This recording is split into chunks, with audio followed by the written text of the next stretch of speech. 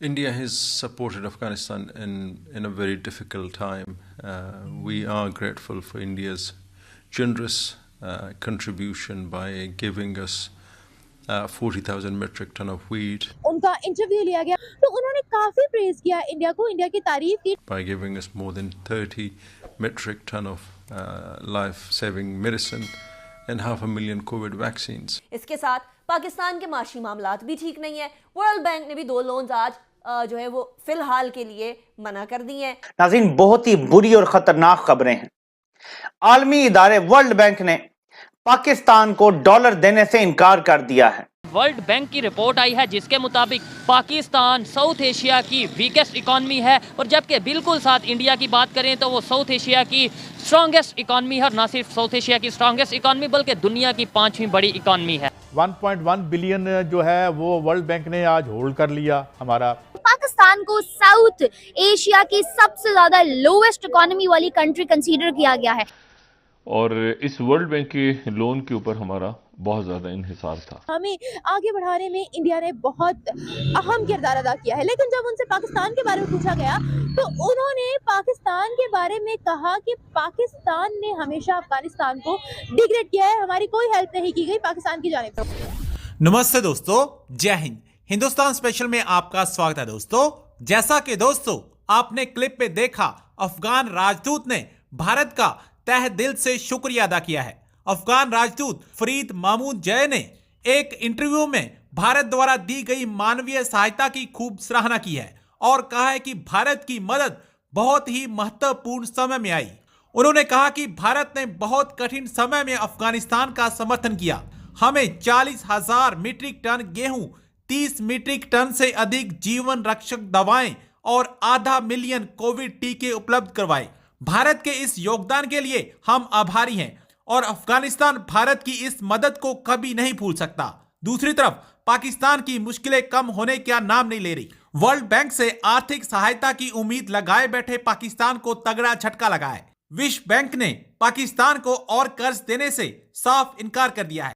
Pakistani media ये चर्चा करा है कि अब तो वर्ल्ड बैंक भी हमें मुंह नहीं लगा रहा. उनका इंटरव्यू लिया गया, उन्होंने इंडिया के चैनल पर इंटरव्यू दिया और जब उनसे इंडिया के बारे में पूछा गया तो उन्होंने काफी प्रेज किया इंडिया को, इंडिया की तारीफ की, डेवलपमेंट की तारीफ की और ये भी कहा कि हम बहुत ज्यादा अच्छे ताल्लुकात बनाना चाहते हैं इंडिया के साथ और हमें आगे बढ़ाने में इंडिया ने बहुत अहम किरदार अदा किया है. लेकिन जब उनसे पाकिस्तान के बारे में पूछा गया तो उन्होंने पाकिस्तान के बारे में कहा कि पाकिस्तान ने हमेशा अफगानिस्तान को डिग्रेड किया है, हमारी कोई हेल्प नहीं की गई पाकिस्तान की जानिब से. अगर हम हिस्ट्री को स्टडी करेंगे ना तो पाकिस्तान ने बड़ा हेल्प आउट किया उनको, अफगानिस्तान को.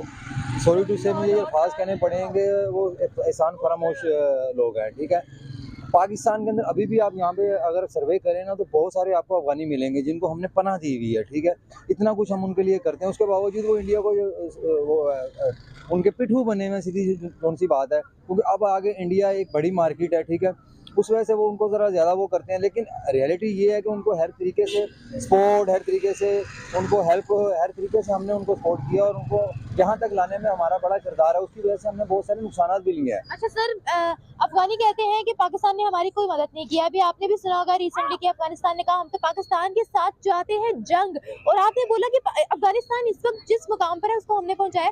हमने इकोनॉमिकली क्या मदद की है सर अफगानिस्तान की? देखें, बात ये आपका सवाल है कि वो हमारे साथ जंग चाहते हैं या उन्होंने कहा है. वो हमारे साथ जंग किसी लेवल पे नहीं रह के कर सकते. अल्लाह की ज़ात का शुक्र है, अल्लाह ने हमें इतनी ताकत, इतनी हिम्मत, इतनी इकॉनमी हमारी, और उनसे हम बहुत अच्छे हैं. ठीक है, वो चंद डॉलरों के लिए, चंद डॉलरों, अफगानिस्तान हमसे आगे है. अब एक और बहुत बुरी खबर है आज मईशत के हवाले से, और वो ये खबर है कि वर्ल्ड बैंक ने अपना, IMF और वर्ल्ड बैंक ये 2 अलग अलग अदारे हैं और इनका आपस में यकीनन लिंक है, लेकिन ये दोनों अलग अलग अदारे हैं. इनके जब ये बने थे, जब ये कायम हुए थे, ब्रेटन वुड एग्रीमेंट, और वो सारा हम डिस्कस कर चुके हैं पहले भी, तो उस वक्त इनके मकासद अलग अलग बयान हुए थे, लेकिन बहरहाल ये किसी तरह से इंटरलिंक्ड भी हैं. तो अब वर्ल्ड बैंक ने अपना जो पाकिस्तान को लोन देना था वो लोन उन्होंने आज उसको मना कर दिया, इनकार कर दिया. और इस वर्ल्ड बैंक के लोन के ऊपर हमारा बहुत ज़्यादा इन्हिसार था। एक्सप्रेस ट्रिब्यून को कोट कर देते हैं 20th जो स्लाइड है कि world bank release loan worth 1.1 billion. अच्छा, हमें इस वर्ल्ड बैंक के लोन की बहुत शिद्दत से, ये IMF नहीं है, ये IMF के साथ हमारा फटा पड़ा हुआ है, पेचा पड़ा हुआ है, ये इन्होंने अलग से कमिट किया हुआ था कि हम आपको दे ही देंगे जरूर, तो हम इसके ऊपर रिलाई कर रहे थे, तो इन्होंने बंद कर दिया। अच्छा, इनके जो लोन को रोकने से इन्होंने कहा है कि आपने वो शराइत क्यों आयद कर दी हैं कि जिसमें अवाम के ऊपर आप, यानी जो IMF की शराइत हमने पूरी करनी है उनके ऊपर इन्होंने इतराज उठा के इन्होंने अपना रोक दिए। यानी अब एक अजब तमाशा बना हुआ है कि अवाम पे बोझ क्यों डाल रहे हैं आप, ये वर्ल्ड बैंक ने कहा है और इन्होंने उस बेस के ऊपर रोक दिए। अब आप अगर IMF की शर्त पूरी करते हैं तो वर्ल्ड बैंक नाराज है, वर्ल्ड बैंक की पूरी करते हैं तो IMF नाराज है। मतलब एक अजीब सी सूरत हाल बन गई है। ठीक है, वो कह रहे हैं कि आपने ये पेट्रोलियम की कीमतें और ये सारी क्यों बढ़ा दी हैं। और आज के दिन से जो कल हमने इस प्रोग्राम में बात की थी कि कितना हमारे पास कितने दिन का पेट्रोल बचा है, 18 दिन हमारे, हाँ कल 18 दिन लेकिन आज 17 दिन। और इसको बिजनेस रिकॉर्डर की 24th स्लाइड अगर किसी ने डिटेल्स इसकी देखनी हो, क्योंकि ये सेंसिटिव हसास बातें हैं इसलिए हम कहीं कोट करते हैं। ठीक है, तो उसमें ये इनका कहना ये है कि रेड फ्लैग है। ठीक है, लेकिन ये कि 18 दिन का PSO के पास, पाकिस्तान के पास टोटल मिला के 18 दिन का ऑयल है, और अगर LCs खुल गई तो, अगर LCs खुल गई उनका कहना ये है कि तो ये 3 हफ्ते तक हो सकता है, उसके बाद आपके पास ऑयल खत्म, जो कि नहीं खुल रही है LCs। अच्छा, मैं कुछ ना मईशत के यानी कंक्रीट यानी सवाल ज़ाहिर है आप इसके अलावा किससे करेंगे। 4-5 बिलियन के या 4 भी लोग कह रहे हैं बिलियन डॉलर है। 1.1 बिलियन जो है वो वर्ल्ड बैंक ने आज होल्ड कर लिया हमारा। और कल मैं हफीज़ पाशा साहब से बात कर रहा था, आपका भी टेक लूँगा, वो कहते हैं कि अगर प्रोग्राम ले लें तो कुछ 30-35% की इन्फ्लेशन बढ़ेगी, ना हुआ तो 70-80% चली जाएगी। Do you think this is the scenario closer to reality आपके ख्याल में? देखिए, मैं थोड़ा सा आपके अच्छा हुआ आपने सवाल उठा दिया। जब मैं मिनिस्ट्री में था 1998 की बात कर रहा हूँ, तो उस वक्त भी हमारे पास चूँकि डॉलर हम पे इकोनॉमिक सैंक्शन लगा हुआ था। आज तो सैंक्शन तो नहीं है, लेकिन उस वक्त सैंक्शन लग गया था हम पे और कहीं से पैसे नहीं आ रहे थे, लेकिन हम हर डेट की पेमेंट अपने टाइम पे किए चले जा रहे थे।